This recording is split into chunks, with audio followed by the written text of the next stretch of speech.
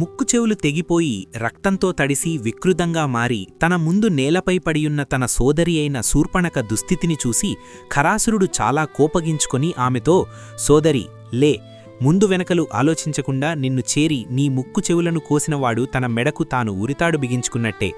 అంతేకాదు, అతడు కాలకూట విషాన్ని తాగినట్టే. వాడు తన చావును తానే కొని తెచ్చుకున్నట్లు తనకి తెలియదు. దేవ గంధర్వ జాతులకు చెందినవాడా లేక గొప్ప ఋషులలో ఒకడా? ఎవడువాడు? దేవతలలో ప్రముఖుడే అయిన ఇంద్రుడు తప్ప మరొకడెవ్వడూ నిన్ను ఇలా బాధించి నాకు కోపం కలిగించడానికి సాహసించడు. నా బాణపరంపర ద్వారా పాల నుండి నీటిని విడదీసే హంసలాగే నేడే ఆ అపరాధి యొక్క ప్రాణాలను పీల్చివేస్తాను. నీకు తీరని బాధ కలిగించిన ఆ వీరుడు ఇక మిగిలియుండడు. రణరంగంలో వాడి అయిన నా బాణాలచే వాని మర్మస్థానాలను ఛేదిస్తాను. వాని శరీరం నుండి నురుగులతో ప్రవహించే వేడి రక్తంతో భూమి తన దాహాన్ని తీర్చుకోవాలని కోరుకుంటోంది. ఇక యుద్ధభూమిలో నా చేతికి చిక్కిన ఆ క్రూరుణ్ణి దేవతలు, గంధర్వులు, పిశాచములు మొదలైనవారు ఎవ్వరూ రక్షించలేరు. సోదరి, ముందు ఈ పరిస్థితి నుండి సరిగ్గా కోలుకొని పరాక్రమశాలినివైన నిన్ను ఈ దుస్థితికి గురిచేసిన దుర్మార్గుడివరో చెప్పు అంటూ కోపంతో రెచ్చిపోయిన తన సోదరుని మాటలను విన్న ఆ శూర్పణఖ కన్నీరు కారుస్తూ అతనితో, సోదరా, మన దండకారణ్యంలో 2 రాజకుమారులు చేరారు. వారు నవయువకులు. అంతేకాదు, చక్కని రూపలావణ్యాలతో చాలా సుకుమారంగా ఉన్నారు. అయినా కూడా సాటిలేని బలపరాక్రమాలు గలవారు. వారు దశరథ మహారాజు యొక్క కుమారులు. పేర్లు రామలక్ష్మణులు. గంధర్వరాజుల వలె వారు సాటిలేని తేజోమూర్తులు, గొప్ప రాజచిహ్నాలు గలవారు. వారు దేవతలో మనుషులో చెప్పలేను. వారి దగ్గర నేను సన్నని నడుముగల ఒక స్త్రీని చూశాను. ఆమె నిండు యవ్వని, చక్కని సుందరి, మెరిసిపోతున్న చాలా ఆభరణాలను ధరించి ఉంది. ఆ యువతి రక్షణ నిమిత్తమే ఆ 2 వలన నేను దిక్కులేని దానిలాగా ఇలా దురవస్థకు లోనయ్యాను. రణరంగంలో ఆ 2 యువకులు చనిపోయిన వెంటనే నురుగులతో కూడిన వారి రక్తాలను, ఆ కుటిలాత్మురాలి రక్తాన్ని తనివితీరా తాగాలని కోరుకుంటున్నాను. ఇదే నా ఏకైక కోరిక. దాన్ని నీవు నెరవేర్చి తీరాలి అంది. శూర్పణఖ మాటలు విన్న వెంటనే ఆ ఖరాసురుడు చాలా మండిపడుతూ వెంటనే భయంకరులైన 14 మంది యోధులను శ్రీరాముని మీదికి యుద్ధమునకు పంపుతూ వారితో, యోధులారా, 2 మానవులు నారబట్టలను, జింక చర్మాలను ధరించి, ఆయుధాలు ధరించి భయంకరమైన ఈ దండకారణ్యానికి వచ్చియున్నారు. వారితో ఒక యువతి ఉంది. మీరు వెళ్లి దురాచారులైన ఆ యువకులిద్దరినీ, ఆ యువతిని చంపిరండి. అప్పుడు నా సోదరి ఆ 3 రక్తాన్ని తాగుతుంది. నా సోదరి కోరిక నాక్కూడా చాలా నచ్చింది అన్నాడు. 14 మంది రాక్షస యోధులు ఆ శూర్పణఖను వెంటబెట్టుకుని పంచవటికి చేరారు.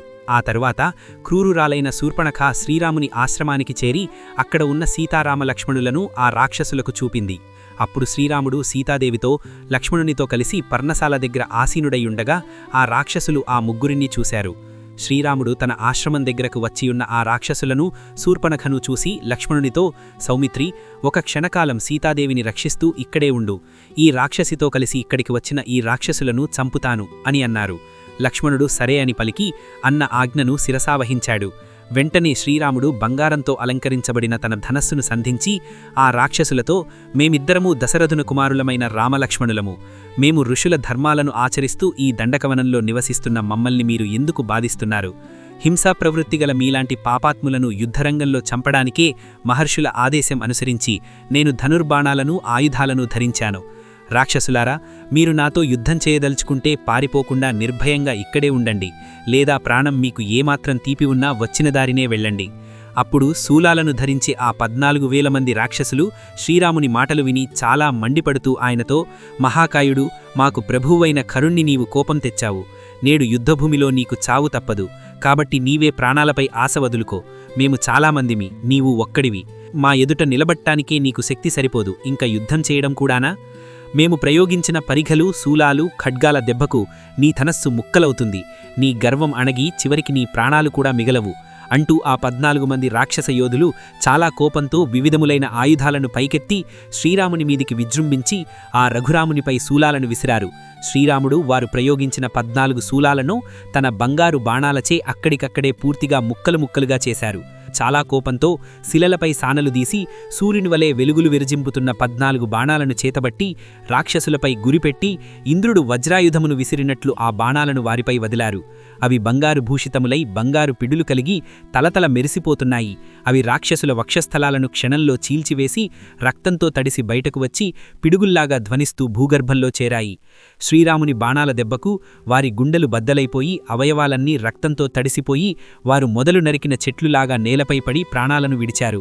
ఆ విధంగా నేలకూలిన ఆ రాక్షసులను చూసి ఆ శూర్పణఖ కోపంతో ఊగిపోతూ భయంతో వణికిపోతూ గగ్గోలు పెడుతూ చాలా వేగంగా కరుని దగ్గరకు వెళ్లి తని ముందు నేలపై పడిపోయింది.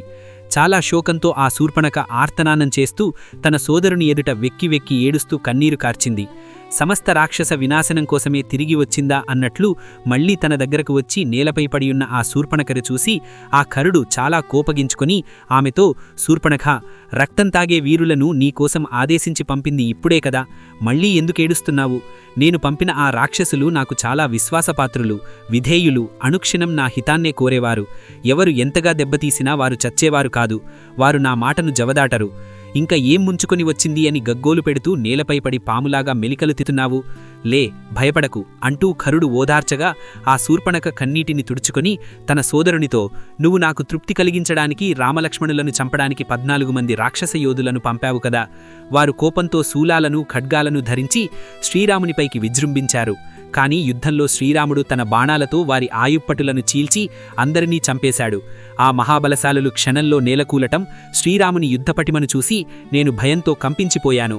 నామీద ఆ రాక్షసుల ఎడల నీకు ఏమాత్రం దయ ఉన్నా, నీకు ఆ రాముణ్ణి ఎదుర్కోగల శక్తి సామర్థ్యాలు ఉన్నా అతన్ని జయించు. ఆ రాముణ్ణి నువ్వు ఈ రోజే చంపకపోతే నేను నీ ఎదుటే ప్రాణాలను వదిలేస్తాను. కానీ నువ్వు యుద్ధంలో ఆ రాముని ముందు నిలవలేవేమో అని నాకనిపిస్తోంది. నేను శూరుణ్ణి అని నువ్వు గొప్పలు చెప్పుకుంటున్నావే కాని నిజంగా నీవు శూరుడివి కానే కావు. నువ్వు అతన్ని చంపకపోతే మన రాక్షస జాతికే కళంకం తెచ్చినవాడవవుతావు. శ్రీరాముని ప్రతాపం చేత నువ్వు పరాభవం పాలై త్వరలోనే నశిస్తావు. ఆ రాముడు చాలా పరాక్రమశాలి. అంతేకాదు లక్ష్మణుడు కూడా తిరుగులేని శక్తి సామర్థ్యాలు గలవాడు. నా ముక్కు చెవులని కోసినవాడు అతడే. ఆ శూర్పణఖ ఈ విధంగా పలు రీతులు విలపిస్తూ కరుని సమీపంలో దుఃఖంతో లబలబ మొత్తుకుంటూ గుండెలు బాదుకుంటూ కొంతసేపటికి సొమ్మసిల్లింది. ఈ వీడియో ఇంతటితో సమాప్తం. తరువాతి భాగంతో మళ్ళీ కలుస్తాను. జై శ్రీరామ్.